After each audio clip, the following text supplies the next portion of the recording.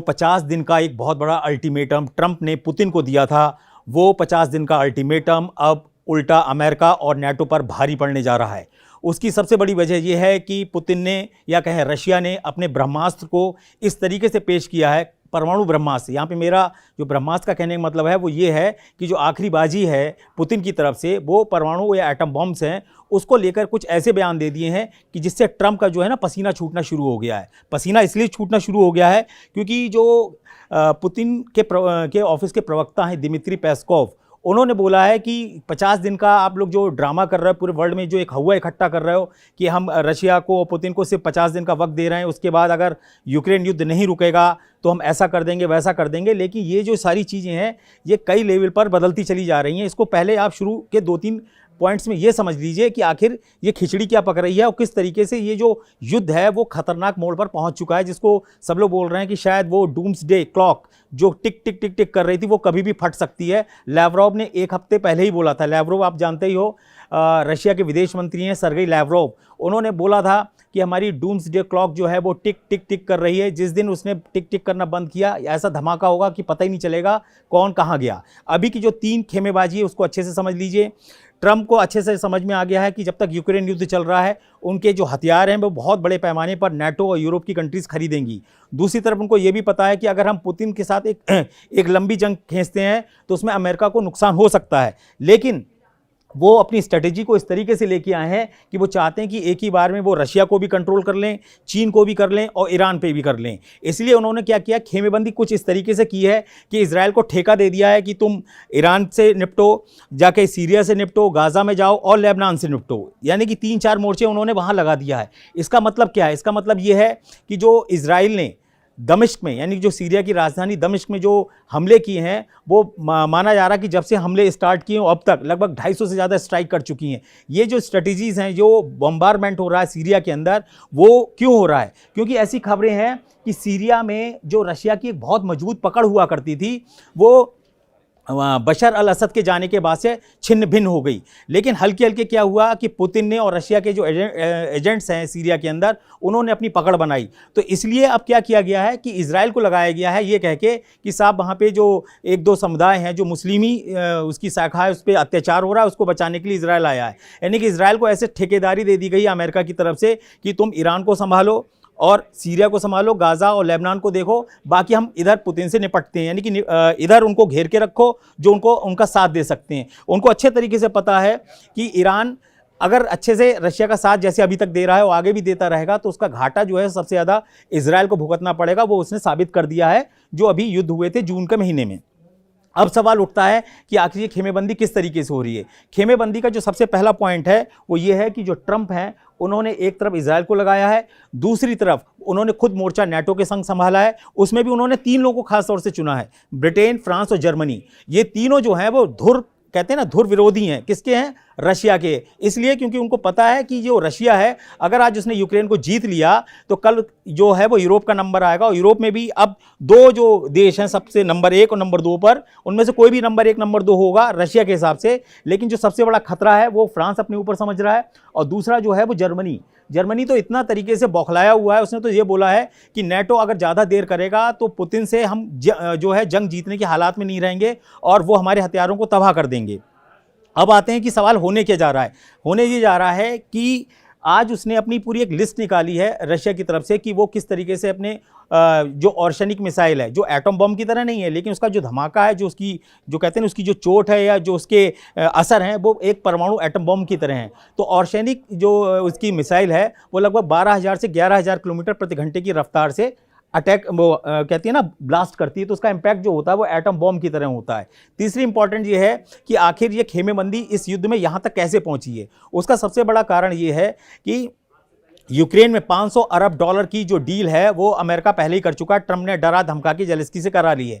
अब आगे का सवाल उठता है कि ये जो खर्चे हो रहे हैं, जो एयर डिफेंस मांगा जा रहा है रशिया की यूक्रेन की तरफ से अमेरिका से कि आप अपना पैट्रियट मिसाइल सिस्टम दीजिए, वो कहाँ से आएगा? इसके लिए उन्होंने क्या किया है, ट्रंप ने एक हवा क्रिएट किया नाटो के बीच में। और जो हेग के अंदर जो एक मीटिंग हुई, एक बहुत बड़ी नाटो की समिट हुआ 24 और 25 जून को, उसमें यह तय हुआ कि हम लोग जो अपना 5% जीडीपी है उसका 5% जो पैसा इकट्ठा करेंगे और उससे हम हथियार खरीदेंगे। हथियार की जितनी भी बढ़िया और अच्छी कंपनीज हैं या बड़े बड़े जो उनके कहते हैं ना वेपन्स हाउस हैं, वो सब अमेरिका के हैं या अमेरिकन कंपनियों के हैं या अमेरिकी लोगों के हैं।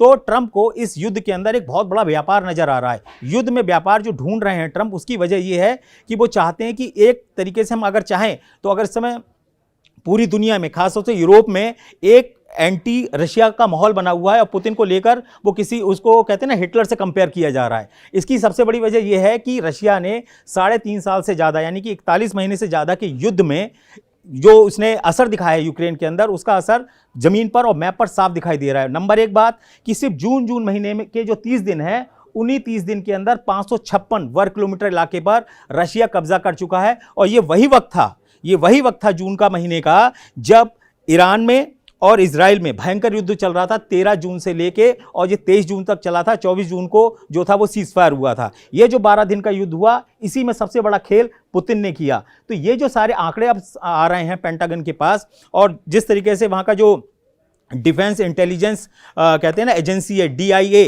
जो पेंटागन के अंदर बैठती है, उसने सीधा बोला है कि सर आप किस मुगलते में हैं, कहाँ पर हो, कौन सी कहते हैं ना गलतफहमी में हो। ईरान के जो आपने 3 परमाणु ठिकाने कहा था कि हमने फोड़ दिए, तोड़ दिए, फाड़ दिए, कुछ भी नहीं कर पाए आप सही से। और फोर्दो, नतांज और इस्फान को जैसा नुकसान का दावा किया जा रहा था वैसा हुआ ही नहीं। अब जो रिपोर्ट्स आ रही हैं वो आ रही हैं और भी खतरनाक। उस खतरनाक के पीछे के कारण क्या है?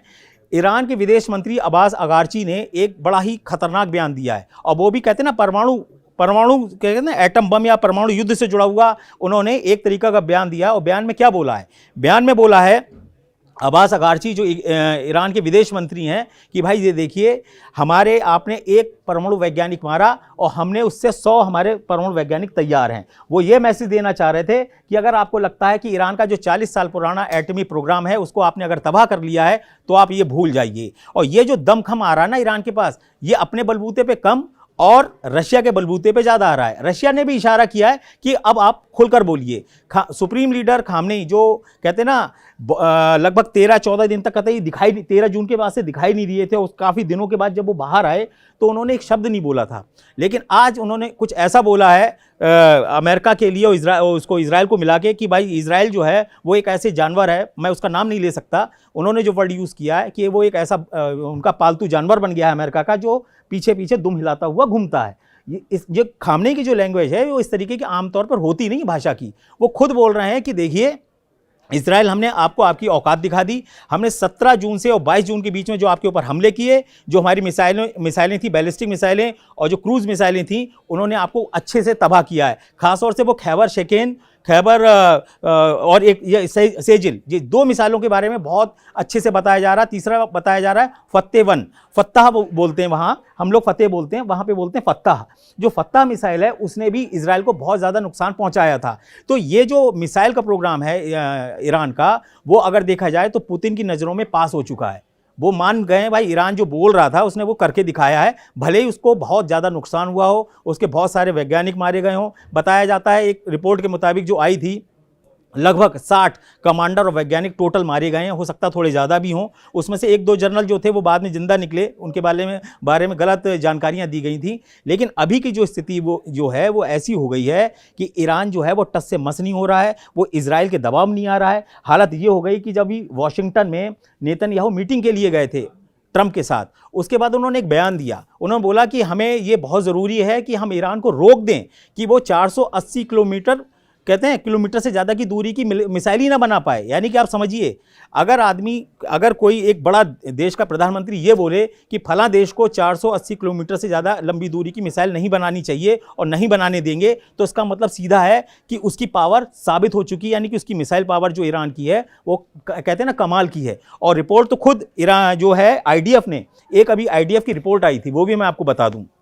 ये कि जो युद्ध है ना, ये वर्ल्ड वॉर, ये ऐसा नहीं है कि सिर्फ 1 या 2 हथियार से निपट जाएगा। इसमें सब लोगों ने इतनी ज़्यादा तैयारी कर ली है, इतनी R&D हो चुकी है, इतनी रिसर्च हो चुकी है, इतने वेपन्स तरह तरह के इन्होंने इकट्ठे कर लिए हैं। इनके जो वॉर कहते हैं ना जो स्ट्रेटजीज बनाई जाती हैं वो इतनी ज़्यादा भयानक हो चुकी हैं कि आसानी से हारने वाला कोई नहीं है। ईरान ने भी अपने आप को इस तरीके से अब इस्टेब्लिश कर लिया है कि इसको हराना लगभग असंभव है। इसलिए क्योंकि IDF की एक गुप्त रिपोर्ट आई थी जिसमें यह बोला गया था कि 2028 तक 10,000 बैलिस्टिक मिसाइल अकेले ईरान बना लेगा। आप अंदाज़ा लगाइए, अगर 10,000 बैलिस्टिक मिसाइलें वो बना लेगा तो इजराइल का क्या हाल होगा, कैसे निपटेगा। अभी की जो लेटेस्ट रिपोर्ट थी, जो अभी युद्ध हुआ था जून के महीने में, 13 जून से लेकर जो 23 या 24 जून तक चला था, उसमें 2,500 बैलिस्टिक मिसाइलें ईरान के पास बताई जाती थी, जिसमें से दावा किया जाता है कि सिर्फ उसने 25% मिसाइलों का इस्तेमाल किया, या उसकी तबाह हुई या उसने हिट की।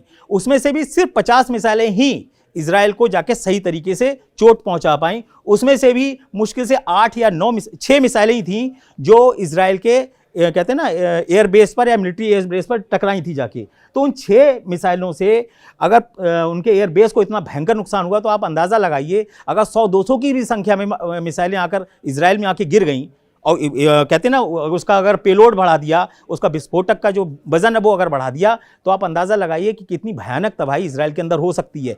अब जो युद्ध है वो बहुत बड़ा डर का है। डर इसका नहीं कि वो हारेगा जीतेगा, डर ये है कि हमारा वजूद मिटा दिया जाएगा। पुतिन को भी पता है कि यहाँ हार जीत की लड़ाई बची नहीं है।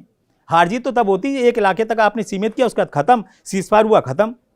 यहाँ रह ही नहीं गया। अब तो सीधा सीधा है कि या तो पुतिन रहेंगे या फिर नेटो के जो देश हैं आसपास के वो बचेंगे। फ्रांस भी, एम्यूल मैक्रों ने क्या बोला, एम्यूल मैक्रों बोला कि हम अपने पूरे यूरोप को एक ऐसी परमाणु छतरी के नीचे लाने का समझौता कर चुके हैं कि अगर किसी के ऊपर भी कोई बड़ा अटैक होगा तो हम उसको मिलकर करेंगे। लेकिन दिक्कत क्या है, दिक्कत ये है कि अगर ब्रिटेन और फ्रांस के परमाणु एटम्स को जोड़ भी दिया जाए तो वो 500 के पार भी नहीं पहुँच पाते सही से। ठीक है, यहाँ स्थिति बिल्कुल ही अलग है। यहाँ तो अगर रशिया की सिर्फ आप कहते हैं ना टैक्टिकल न्यूक्लियर वेपन्स है, उन्हीं की संख्या 1600 है। आपको बता दीजिए जो टैक्टिकल न्यूक्लियर वेपन्स होते हैं ये ऐसे इलाकों पे मारे जाते हैं जो खासतौर से सैन्य ठिकाने हों। ये चुनी इनकी जो मारक क्षमता है या इनको जो डिज़ाइन किया गया है वो ऐसी चीज़ों के लिए किया गया है, जैसे बड़े बड़े जो ऑपरेशन इनके थिएटर्स बोले जाते हैं, जिसके अंदर गोला बारूद से लेके बड़ी बड़ी मिसाइलें, हर तरीके की रणनीतिक चीज़ें, बड़े बड़े जनरल्स, उनको मारने के लिए इस तरीके की जो मिसाइलें हैं वो यूज़ की जा सकती हैं ऐसा। और दूसरा जो है वो स्ट्रेटेजिक जो आपका न्यूक्लियर वेपन्स होते हैं वो करीब 2400 हैं। अगर उन्हीं दोनों उसी का अगर अटैक हो गया रशिया का, तो आप अंदाज़ा लगाइए कि 1600 और 2400 इतने की ज़रूरत ही नहीं पड़ेगी। 40-50 एटम बम में तो कोई भी देश साफ हो जाएगा।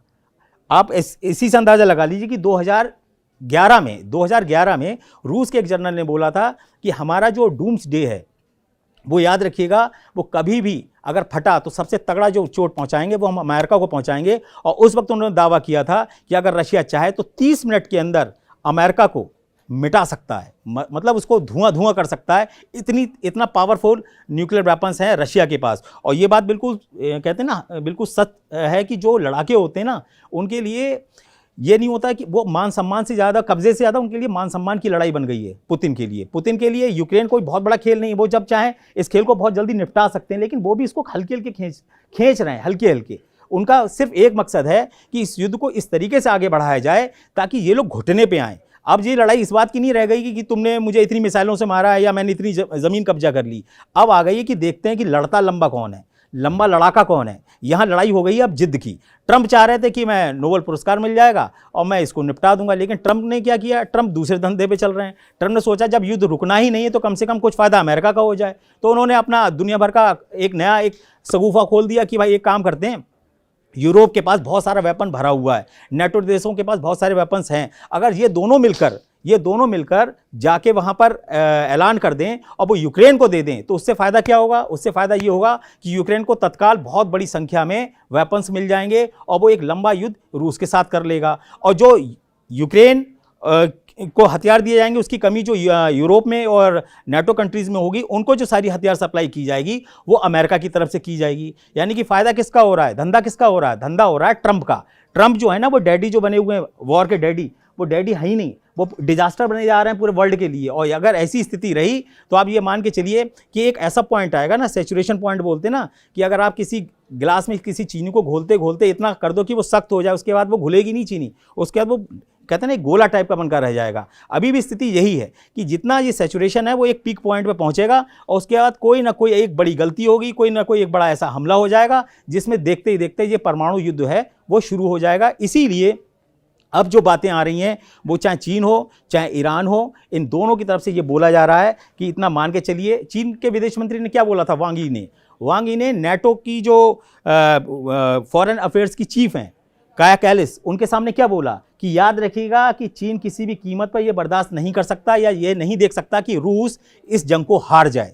यानी कि वांग यी ये कहना चाहते थे कि रशिया जो है वो आज की तारीख में अगर हारेगा तो अगला नंबर जो है वो चीन का होगा। ये उन्होंने स्पष्ट रूप से कहा है, उसमें कुछ भी उन्होंने छुपाया नहीं है। और ये बात उन्होंने एक ऐसे प्लेटफॉर्म पे की है जो सब के सब रशिया और पुतिन के कट्टर दुश्मन हैं। खासतौर से ईयू के लोग तो कहते हैं ना, हजम ही नहीं कर पा रहे हैं कि करें तो करें क्या। आप ऐसे समझ लो कि रशिया को दबाने और मिटाने और कहते हैं ना हराने के लिए ये स्थिति हो गई है कि आज ब्राज़ील, इंडिया और क्या कहते हैं इसमें रशिया के जो 2-3 लोग हैं उनसे कि इनसे आप तेल मत लीजिए। चीन, ये 3 जो देश हैं उनसे कहा जा रहा है कि आप जो चीन, ब्राज़ील और इंडिया किसी भी कीमत पर तेल ना लें रशिया से, ताकि उसको पैसा ही ना मिले गोला बारूद के लिए। अब स्थिति ये आ गई है कि भारत को भी गलत तरीके से घेरने की कोशिशें हो रही हैं, लेकिन भारत ऐसे किसी दबाव में नहीं आया है। हकीकत ये है कि अब जो सैचुरेशन पॉइंट है जो 50 दिन का दिया है ट्रंप की तरफ से, ट्रंप ने बोला जा रहा है कि ट्रंप ने एक बहुत बड़ा ब्लंडर कर दिया है। और ये वहीं के सांसद बोल रहे हैं, कुछ अमेरिकी सांसदों ने ट्रंप को एक चिट्ठी लिखी है और चिट्ठी में क्लियर कट बोला है कि सर आपने जो 50 दिन का वक्त दे दिया है कि 50 दिन बाद अगर तुमने ये नहीं किया तो हम ऐसा कर देंगे, आपको क्या लगता है कि वो चुपचाप बैठेगा? 50 दिन में तो वो यूक्रेन को आधा नाप जाएंगे, आधे से ज़्यादा वैसे ही खत्म कर चुके हैं और जो थोड़ा बहुत बचा वो भी साफ कर देंगे। तो ऐसी स्थिति में अब क्या है? ऐसी स्थिति में अब सिर्फ 2 ही रास्ते बचे हैं पुतिन के सामने कि या तो वो युद्ध को एक बड़ा रूप देकर उसको ख़त्म कर दें, और या फिर ऐसी स्थिति में युद्ध को पहुंचा दें कि रिस के युद्ध हो नहीं, मतलब इतने मोर्चे खोल दिए जाएं कि हर देशों में कल को नेटो में फ्रैक्शन आ जाए। क्योंकि एक बात बता दें, अगर आज रशिया एकजुट होकर जीत जाता है उसमें 2 फायदे हैं और 2 नुकसान हैं। 2 फायदे ये हैं कि जो रशिया है वो अपने आप को सुपर पावर पहले ही से बना हुआ और मजबूत हो जाएगा। दूसरा उसको फ़ायदा ये है कि उसका जो यूक्रेन का सपना था, जो अखंड रूस का सपना था, उसके अंदर एक बहुत बढ़िया परचम आ जाएगा। लेकिन नुकसान क्या है? नुकसान सबसे बड़ा ये है कि अगर वो इस तरीके से हराएगा यूक्रेन को, तो जितनी यूरोपियन कंट्रीज़ हैं वो एकजुट और ज़्यादा हो जाएंगी, वो और ज़्यादा पैसा पंप करेंगी हथियारों के लिए। तो फाइनली क्या होगा, 8-10 साल के अंदर रशिया फिर वहीं पर पहुँच जाएगा जिस स्थिति में आज यहाँ है। इसीलिए पुतिन जो है वो युद्ध को इतना अपने तरीके से इस तरीके से कंट्रोल किए हुए हैं कि कोई एक तो हमला करे, कोई एक नेटो देश आए और या कोई यूरोपियन कंट्रीज आए जो उस पर अटैक करे, चाहे वो जर्मनी हो, चाहे वो फ्रांस हो, चाहे वो ब्रिटेन हो, लेकिन हिम्मत कोई नहीं जुटा पा रहा है कि जाके अटैक करेगा कौन और कैसे करेगा और क्यों करेगा। आपको कोई ना कोई बहाना दिखाना पड़ेगा ना, इंटरनेशनल कोरम में आपको जाके दिखाना पड़ेगा, दुनिया को दिखाना पड़ेगा कि भाई हमने रशिया पे इस वजह से बड़ा अटैक किया है। वो आप अभी ठोस तरीके से नहीं दिखा पा रहे हो, क्योंकि रशिया ने अभी एक भी ऐसा काम नहीं किया जिसमें ये फ्रांस बोल दे कि हमारे लोगों को इस तरीके से मारा गया। जबकि रिपोर्ट्स हैं, फ्रांसीसी जो खुफिया एजेंसीज हैं और जो इसकी यूक्रेन की मीडिया है, उसका दावा है कि फ्रांस के कुछ जो कमांडर्स हैं वो हेल्प कर रहे हैं यूक्रेन के अंदर। और आप एक चीज़ और देखिए, इसमें एक युद्ध और भी चल रहा है। युद्ध चल रहा है प्रोपोगेंडा। आपको बताएं, आज की जो लेटेस्ट खबर है कीव इंडिपेंडेंट, ये यूक्रेन की ही मीडिया है, उसने दावा क्या किया है कि 10,38,000 से ज़्यादा अब तक रशिया के सैनिक मारे जा चुके हैं। समझ रहे हैं आप संख्या को? 10,38,000 से ज़्यादा। कोई बिलीव ही नहीं कर पा रहा है कि ये कैसे, कौन से हिसाब से बोल रहे हैं। उन्होंने दावा किया है कि लगभग 20,000 से ज़्यादा हमने इनके तोपखाने बर्बाद कर दिए हैं। 20,000 तोपखाने में सब कुछ आता है, उसमें टैंक, वो ये तोप और उससे जुड़े हुए जो आपके रॉकेट सिस्टम होते हैं वो सब आते हैं।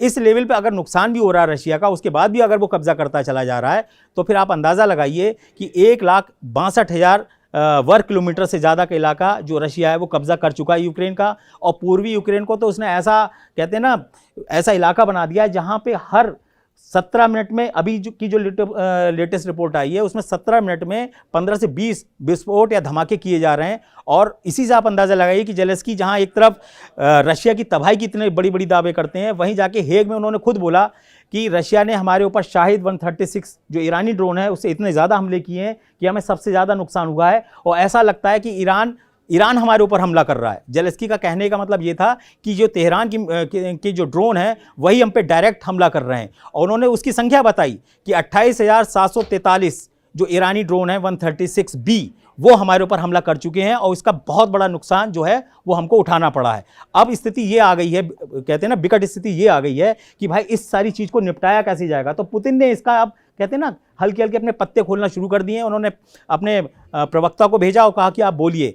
सर्गेई लावरोव पहले बोल चुके हैं कि हमारी डूम्सडे क्लॉक जो है वो टिक टिक कर रही है। जो डूम्सडे का आपको बता दें, इसको प्रलय घड़ी यानी कि ऐसी घड़ी जब एक साथ एटम बॉम्ब फटेंगे, जिसको हम डेड हैंड बोलते हैं। बहुत हम लोगों ने खूब पढ़ा है कि डेड हैंड क्या है, कि अगर कोई भी व्यक्ति रशिया में मिसाइल चलाने के लिए नहीं बचेगा, बटन दबाने के लिए नहीं रहेगा, तो डूम्स डे जो है या जो उसका डेड हैंड है वो ऑटोमेटिक स्टार्ट होगा और जो जो उन्होंने टारगेट सेट कर रखे हैं, जहाँ जहाँ उन्होंने इसकी प्रोग्रामिंग कर रखी है, अपने आप परमाणु मिसाइलें और बॉम्ब्स जो हैं वो लॉन्च होंगे और वो उस चीज़ को ख़त्म कर देंगे।